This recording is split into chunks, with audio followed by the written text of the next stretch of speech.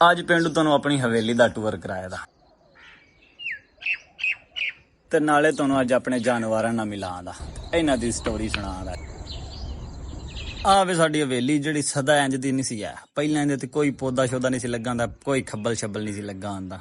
ਫਿਰ ਪੇਂਡੂ ਸਾਹਿਬ ਵਰਗੇ ਆਖਿਆ ਵੀ ਇੱਥੇ ਕਿਉਂ ਨਾ ਕਰੀ ਖੂਬਸੂਰਤ ਸਾ ਪਾਰਕ ਬਣਾਇਆ ਜਾਏ। ਫਿਰ ਪੇਂਡੂ ਵਾਲਾ ਰੱਜ ਸਾਰੇ ਪੌਦੇ ਲਾਏ, ਫੁੱਲਾਂ ਵਾਲੇ ਖੱਬਲ ਲਾਇਆ ਤੇ ਰੱਜ ਸਮਝੋ ਬਿੱਲ ਆਇਆ। ਪਾਰਕ ਤਿਆਰ ਹੋ ਕੇ ਤੁਹਾਡੇ ਸਾਹਮਣੇ ਆਇਆ ਜਿੱਥੇ ਕੋ 5-7 ਕਿਸਮਾਂ ਦੇ ਫੁੱਲ ਨੇ। ਠੀਕ ਹੈ, ਦਿਨ ਚੜਦਾ ਤੇ ਫੁੱਲ ਨਿਕਲਣੇ ਸ਼ੁਰੂ ਹੁੰਦੇ ਨੇ ਤੇ ਸ਼ਾਮ ਪੈਂਦਾ ਤੀਕਨ ਫੁੱਲ ਨਿਕਲਦੇ ਰਹਿੰਦੇ ਨੇ। ਪੇਂਡੂ ਅੱਖਾਂ ਫੇਰਦਾ ਤੇ ਹਰ ਪਾਸੇ ਫੁੱਲ ਹੀ ਫੁੱਲ ਨਜ਼ਰ ਆਉਂਦੇ ਨੇ। ਇੱਥੇ ਬਹਿ ਕੇ ਦਿਲ ਨੂੰ ਸਕੂਨ ਆ ਜਾਂਦਾ ਤੇ ਦਿਲ ਕਰਦਾ ਇੱਥੋਂ ਉੱਠ ਕੇ ਬੰਦਾ ਕਦਾਈ ਨਾ ਜਾਵੇ, ਲੇਕਿਨ ਮਜਬੂਰੀਆਂ ਨੇ, ਗੁਰਬਤ ਜਾਣਾ ਪਾਉਂਦਾ ਮੇਰਾ ਭਰਾ। ਤੇ ਅੱਗੋਂ ਆਓ ਮਿਲੋ ਮੇਰੇ ਬੇਲੀ ਸੁਲਤਾਨ ਦੇ ਨਾਲ, ਜਿੰਦੀ ਵਜ੍ਹਾ ਤੋਂ ਸ਼ਾਇਦ ਅੱਜ ਮੈਂ ਸੋਸ਼ਲ ਮੀਡੀਆ ਤੇ ਮੈਂ ਤੁਹਾਡੇ ਨਾਲ ਵੀਲੋਗ ਬਣਾ ਕੇ ਸ਼ੇਅਰ ਕਰਦਾ ਪਿਆ। ਨਹੀਂ ਤੇ ਪੇਂਡੂ ਸਾਹਬਰਾਂ ਵੀ ਹੁਣ ਕਦਾਈ ਨਾ ਕਦਾਈ ਜਾ ਕੇ ਤੇ ਮਜ਼ਦੂਰੀਆਂ ਕਰਦਿਆਂ ਹੋਣਾ ਸੀ ਤੇ ਜਾਂ ਬਾਹਰ ਹੋਣਾ ਸੀ ਤੇ ਪਰਦੇਸ ਦੇ ਧੱਕੇ ਖਾਂਦਿਆਂ ਹੋਣਾ ਸੀ ਨਾ। ਕਰੋ ਪੇਂਡੂ ਸਾਹਿਬ ਕਿਵੇਂ ਦੱਸਣਾ ਵਾ, 1 ਮਿੰਟ ਸਬਰ ਤੇ ਕਰੋ।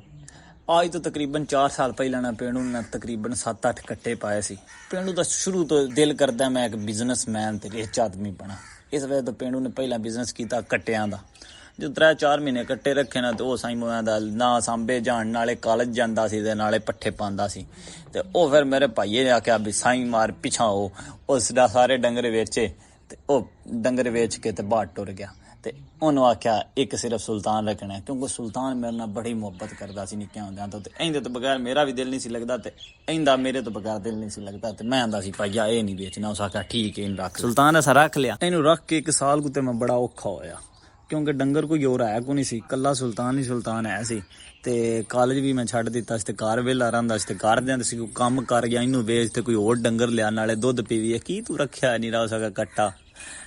ਮੈਂ ਆਂਦਾ ਸੀ ਯਾਰ ਤੁਹਾਡੀ ਬੜੀ ਮਿਹਰਬਾਨੀ ਰੱਖਣ ਦਿਓ।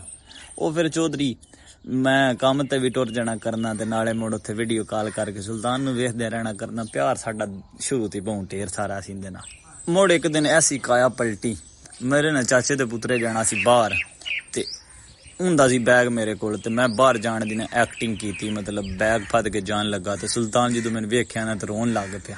ਤੇ ਉਹਦਾ ਜਿਹੜਾ ਇਮੋਸ਼ਨਲ ਜਿਹਾ ਸੀਨ ਆਇਆ ਨਾ, ਉਹ ਜਦੋਂ ਮੈਂ ਵੀਡੀਓ ਅਪਲੋਡ ਕੀਤੀ ਤੇ ਉਹ ਜਨਾਬ ਪਹਿਲੀ ਵੀਡੀਓ 2 ਮਿਲੀਅਨ। ਮੋੜ ਚੌਧਰੀ ਤਕਰੀਬਨ 2-3 ਮਹੀਨਿਆਂ ਦੇ ਵਿੱਚ ਪੂਰੇ ਸੋਸ਼ਲ ਮੀਡੀਆ ਤੇ ਸੁਲਤਾਨ ਹੋ ਗਈ।